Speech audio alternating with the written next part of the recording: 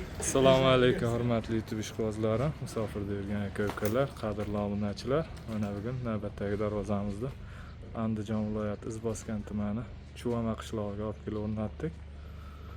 Bu darvozamizni kraskadan oldingi holatlarini ham bir qator ozgina video qilib kanalimizga yuklagandik. Ko'rgan bo'lsalaring, joyiga olib kelib ustanovka qilib bo'ldik.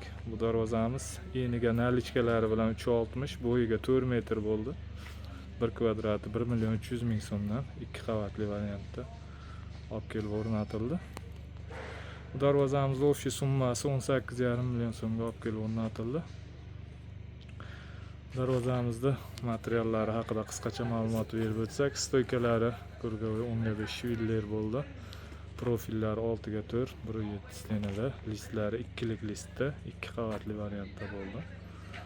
Nalichkalariga yuzlik turbadan tepalari ham juda chiroyli, o'ziga yarashgan ideal holatda chiqdi.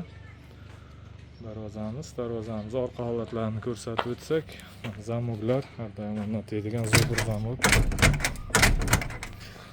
Orqa holatlari. Orqalari ham mana tekis bo'lib, tepalariga lazer qilib berildi. O'sha darvozani ozgina yorug' tushib turish uchun, havo aylanib turish uchun lazer qilindi. Mana orqa holatlari.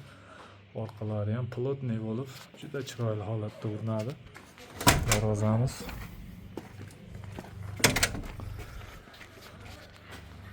nejvinkalarda qorasidan ishlatilgan. Xohlaganlarga gold, sariq rangidan bor, oq rangidan bor. Hammani didiga yarasha qilib qo'yib berilaveradi. Nejvinkalari ham. Hurmatli aka-ukalar, kanalimizga yangi bo'lsalaring, obuna bo'lishni unutmanglar. Obuna bo'lib, like tugmachasini bosib, videomiz keng tarqalishiga hissa qo'shasizlar degan umiddamiz.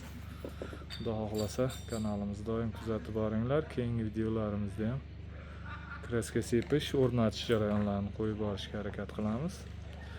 Kimga shunday darvozalar kerak bo'lsa, ekranimiz pastki qismiga nomerimiz qo'yib qo'yamiz. Bemalol murojaat qilishlaringiz mumkin. O'zbekiston bo'ylab dostavka, ustanovka mavjud.